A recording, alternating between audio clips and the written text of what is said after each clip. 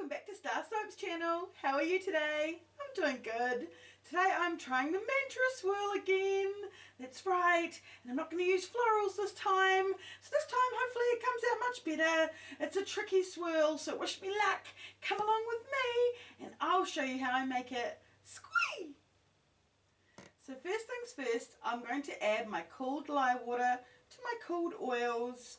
Everything at room temperature or around about 25 or 26 degrees Celsius. And I'm going to slow down the video and show you the spiral of emulsification. So pretty. And I'm mixing to a light trace as usual, especially with this design. I'm using a fragrance oil, Herbs by the Sea, that I know is stable and doesn't cause the soap to thicken and smells amazing in the final soap. So I'm also using colours to reflect those tones. So I'm going to be separating my soap out into three colours: a lovely mocha mica brown, my green oxide, and some white titanium dioxide. So very simple but also quite bold in contrast to each other. These three colours should hopefully make the mantra swirl look great. So now I'm just lightly mixing up everything. Again, don't want to overmix it and cause it to thicken up, especially not with the titanium dioxide or the green oxide. These I have found can thicken, so they're just getting a little mix, enough to incorporate the colorants into the soap, and we're going to hurry along and pour.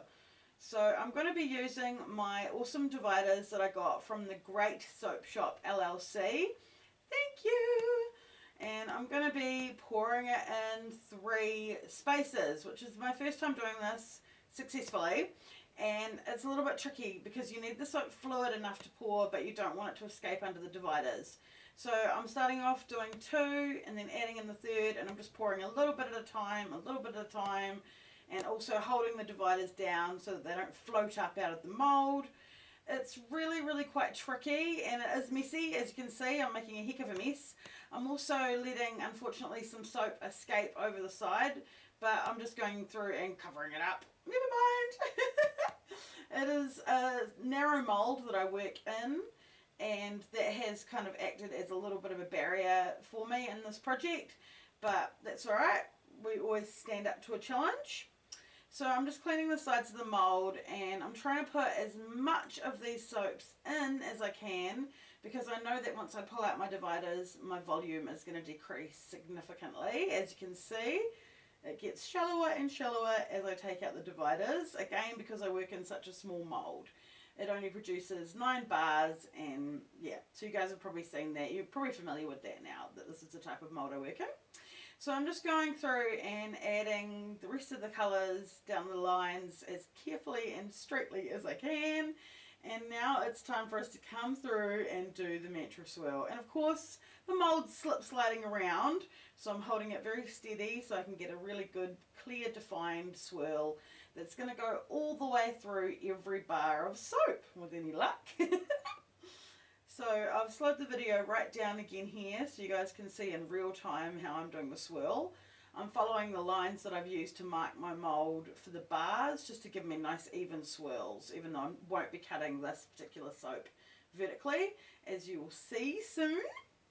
Now I'm lifting up the soap to show you guys, and I think it turned out really beautiful, glossy, and the swirl is nice and uniform.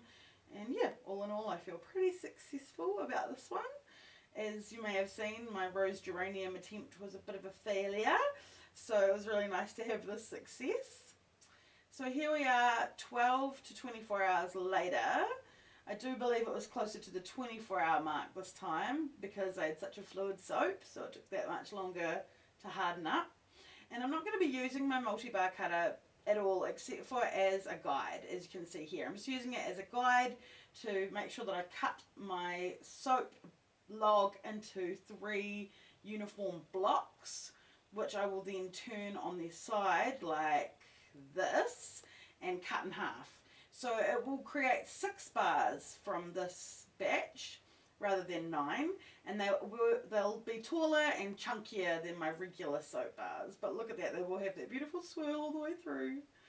So I'm really chuffed at this. I have tried Taiwan swirls and different metro swirls in the past and never had success like this before. So I felt really, really good. Thank you, Kiwi Soapmakers, for putting me up to this challenge because I really enjoyed making it. I hope you guys enjoyed watching me make this soap.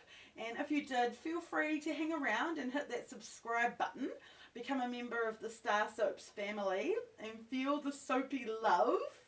It is really a joy to face these challenges and come out on top. I know you will know what I mean if you're a soap maker and you also attempt different things, different little projects that you might have in mind, like, I don't know, the rimmed soap, for example. That's the one that's eluded me. So now I'm going to show you some pictures. I've got the wet soap in the mould as the first shot, and then I've laid out my soap bars in a pretty pattern and taken some photos. I think they turned out fabulous. And this week I'd like to highlight Laurie Ann Binkworth and her super awesome slab soap that she made. She showed us before she swirled and after she swirled, so I'm showing you that picture as well. If you'd like your picture highlighted, please come and share it in our StarrSoaps family group on Facebook. And hang about and feel the soapy love. Bye!